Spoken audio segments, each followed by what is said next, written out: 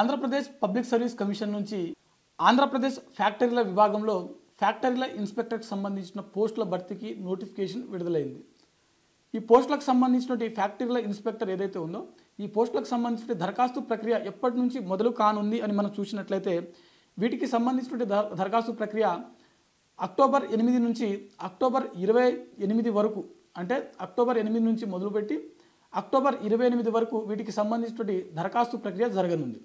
దీనికి సంబంధించినటువంటి దరఖాస్తు లింక్ ఏదైతే ఉందో అది Andhra Pradesh public service commission official వెబ్సైట్లో మనకు అందుబాటులో ఉంటుంది.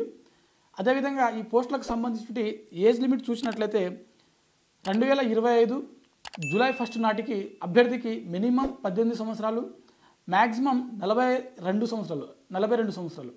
వీటి మధ్యలో ఉన్నటువంటి అభ్యర్థులు ఎవరైతే ఉన్నారో వారందరూ కూడా ఈ పోస్టులకు దరఖాస్తు చేసుకోవచ్చు. మినిమం 18 సంవత్సరాలు, మ్యాక్సిమం 42 సంవత్సరాల వరకు ఉన్నటువంటి అభ్యర్థులు ఈ పోస్టులకు దరఖాస్తు చేసుకోవడానికి ఎలిజిబుల్. అదేవిధంగా ఎస్టీ, ఎస్సీ మరియు ఇతర వర్గాలకు చెందినటువంటి అభ్యర్థులు ఎవరైతే ఉన్నారో వారికి వయో సడలింపు అనేది ఉంటుంది. ఈ పోస్టులకు సంబంధించి విద్యా అర్హతలు చూసినట్లయితే అభ్యర్థి ఏదైనా గుర్తింపు పొందినటువంటి యూనివర్సిటీ లేదా విద్యాసంస్థ నుంచి మెకానికల్ లేదా ఎలక్ట్రికల్ లేదా కెమికల్ లేదా ఇండస్ట్రియల్ ఇంజనీరింగ్లో డిగ్రీ పట్టాను తప్పనిసరిగా పొందాల్సి ఉంటుంది. దాంతోపాటుగా అదనంగా కొన్ని అర్హతలు ఇచ్చాడు.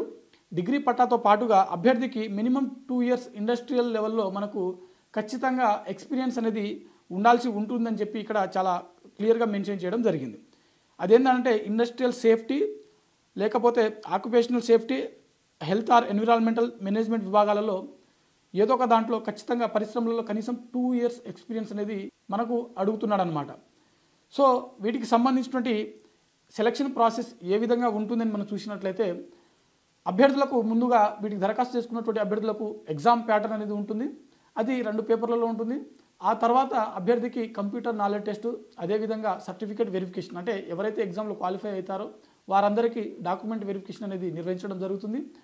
ఆ తర్వాత తుది జాబితాను రిలీజ్ చేయడం జరుగుతుంది.